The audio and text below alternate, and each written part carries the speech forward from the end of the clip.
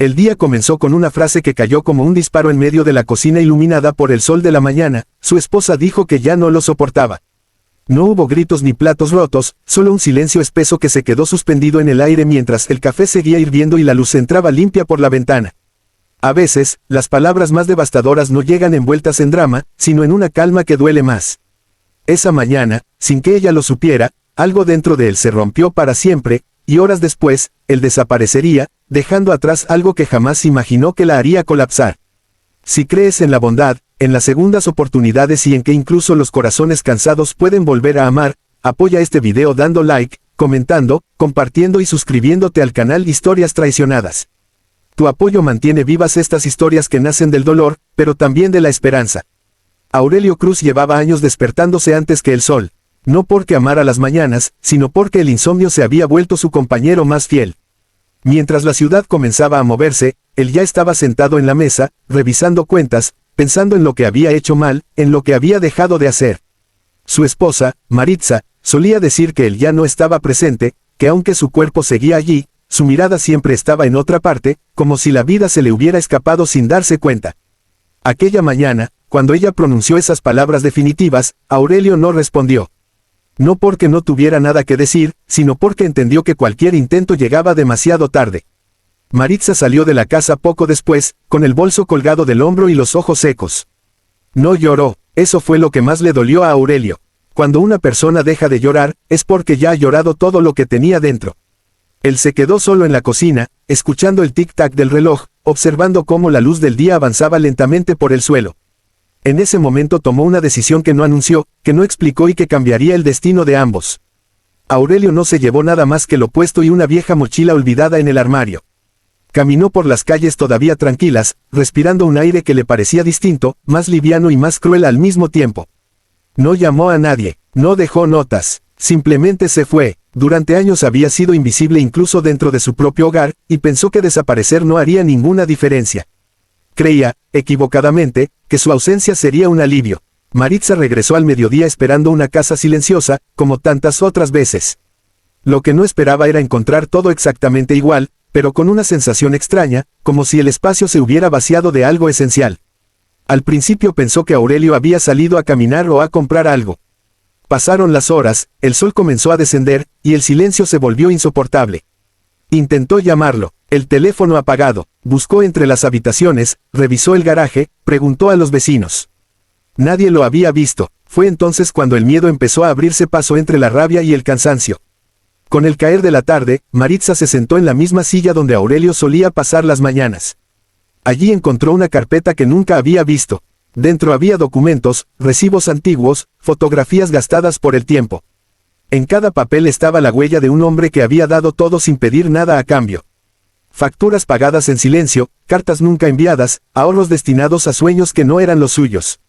Y en el fondo, un sobre sellado con su nombre escrito a mano. La lectura de ese sobre fue el primer golpe que la hizo temblar. Aurelio había escrito con una letra firme, explicando sin reproches cómo había amado, cómo había fallado, pero también cómo había intentado sostener una vida que se le iba de las manos.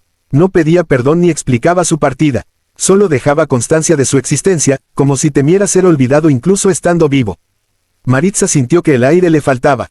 Se levantó, dio unos pasos y se desplomó en el suelo, vencida por un peso que nunca había querido ver. Los días siguientes fueron una sucesión de llamadas, búsquedas y noches sin dormir.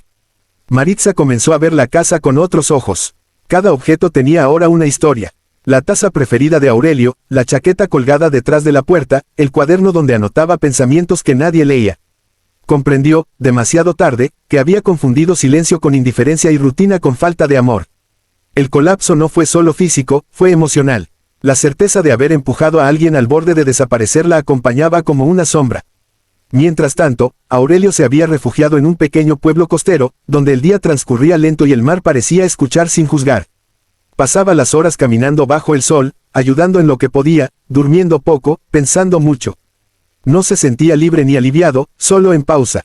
Allí comenzó a escribir de nuevo, no cartas de despedida, sino relatos de un hombre que aprendía a respirar otra vez. No buscaba ser encontrado, pero tampoco huía. Solo necesitaba entender quién era sin el peso de sentirse un estorbo. Maritza, por su parte, empezó a cambiar. No por obligación, sino por necesidad. Dejó de culpar, dejó de justificar, y empezó a recordar. Recordó al hombre que la miraba con ilusión en las mañanas, al que se esforzaba por hacerla reír cuando el mundo pesaba demasiado. Entendió que el amor no siempre grita, a veces se queda callado esperando ser visto. La culpa la empujó a actuar. Vendió cosas, reorganizó su vida, y convirtió la búsqueda de Aurelio en su propósito diario. Semanas después, una pista llegó de la forma más inesperada. Una fotografía compartida en redes por un desconocido mostraba a un hombre ayudando a pintar una escuela bajo el sol del mediodía. No era una imagen clara, pero Maritza supo de inmediato que era él. El corazón le latió con fuerza, no de alivio, sino de miedo. Miedo a encontrarlo y que ya no quisiera volver. El reencuentro ocurrió una mañana luminosa, frente al mar. No hubo palabras inmediatas, solo miradas cargadas de todo lo que nunca se dijeron. Aurelio parecía distinto, más delgado, pero con una calma nueva en el rostro. Maritza entendió en ese instante que no bastaba con pedir que regresara. Tenía que demostrar que había aprendido. No hubo promesas vacías, solo una verdad compartida bajo el cielo abierto. Ambos habían fallado, ambos habían sufrido, pero aún quedaba algo vivo entre ellos. El regreso no fue inmediato ni sencillo.